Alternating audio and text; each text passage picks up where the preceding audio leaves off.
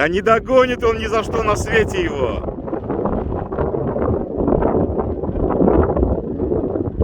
Ух ты, вот он топит, а, по-черному.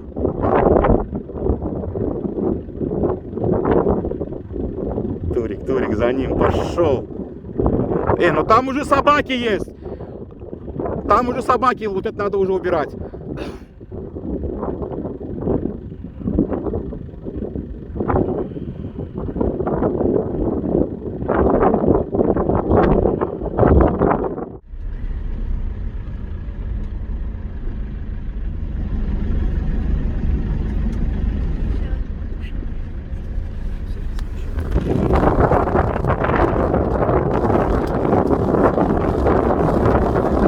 Думаю, не догонит, братан, ты чё?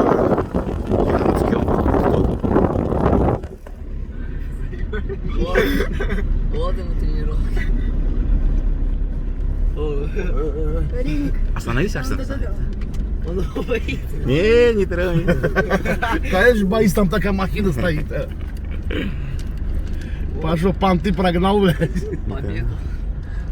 Тот тоже видел, как в стойку стал? Ну давай, мол, типа, что ты сделаешь?